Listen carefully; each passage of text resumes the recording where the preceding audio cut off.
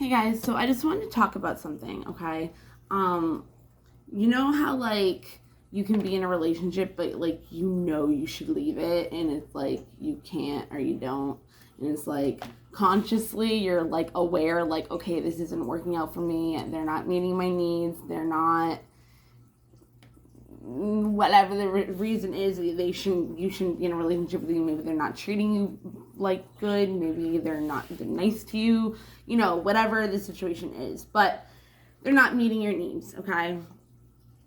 And that's what we need to do in order to have that safety after a breakup, because usually you break up with somebody because they're not meeting your needs, you know what I mean? So the thing is that when we have a relationship that we know we shouldn't be in, but we can't get out of it for some reason, and we go back and forth, and it's like consciously we know, but our subconscious mind is what really runs the show. So if we have these negative thought patterns, if we have these negative cycles, if we have these negative behaviors, if we have these ongoing cycles and behaviors and habits and all those things that I just said, like we're gonna do the same thing over and over again. It's like, yeah, like we want to have better habits, we want to eat better, we want to go to the gym more, we want to do this one, but it doesn't work that way. You have to reprogram your entire subconscious mind into thinking that you already do that, or it's not going to do it like ever. So, well, consciously you can make yourself, but it's like it's not gonna stick. It's not gonna stick. So, what I want to say is, this is for attachment styles for anxious, preoccupied the most. This can be for any person ever, but this is more for like a person that has anxious, preoccupied attachment style in them. We need to understand that our brain is set up for survival, to not feel bad, to not feel hurt feelings, not to feel pain, not to feel, all those really sad emotions. It's set up for survival. So anything that we see or our subconscious mind sees that is going to hurt us, or we have a situation that comes up and it goes into our subconscious mind, our subconscious mind is like, yeah, no, that's going to hurt. Bam, scared, all that stuff. Retreat or stay in the situation that makes you feel comfortable. Don't get out of it. Something like that. So if you're in a relationship and you know that you should leave, but you find yourself not being able to, this is the reason why. Because your subconscious is used to thinking that if you stay, you'll be safe. You know what I mean? If you're an anxious, preoccupied, you fear being like, your main things are fear, abandonment, being alone, and like feeling those feelings around that. You know what I mean? So like feeling your feelings around those feelings are what anxious, preoccupied people try not to have to deal with. That's what they avoid the most. So what they do from there is they'll go to what's comfortable, which is that person.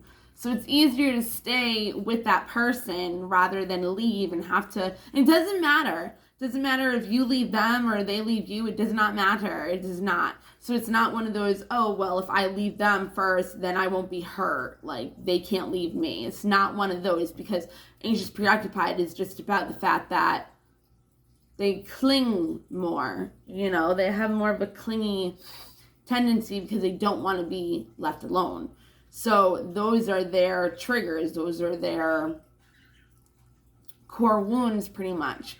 So if you find yourself or one of your friends not being able to leave a person and you don't understand why, just understand that it's a trauma response of their subconscious mind of their childhood.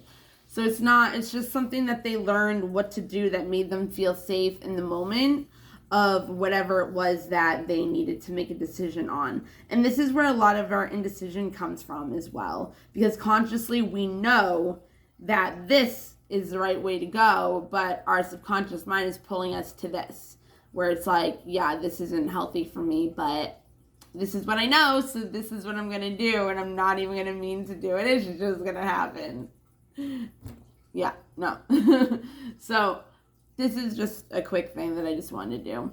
But if you can break up without the hope of getting back together, Not saying that you won't. I'm just saying, like, without that hope, because that hope is what's gonna still keep you stuck to this person. And you know, your subconscious mind also has the attachment to the person. You know, is the person, it just does. So, especially it makes you feel safe, even if that person does not make you feel safe. Like, you know this person is not safe for you, but your subconscious mind is like, yeah, but we don't want to feel something different because we're not used to that. Let's just stay where we are. Like, let's just keep doing what we're doing because we know what's going to happen. Like, it's predictable that he's going to overdose. It's predictable that he's going to steal from you. It's predictable that he's going to go cheat on you with somebody else. You know, at least you know.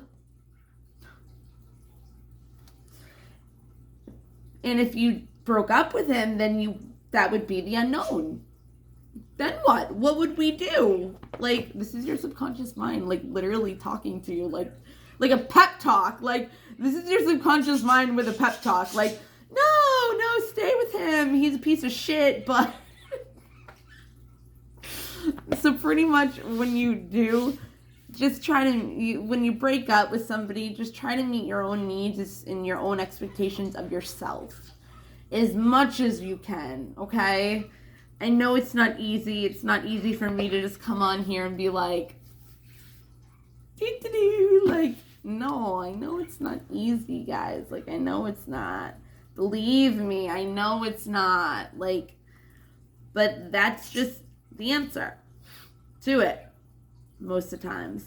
But, yeah, it's crazy.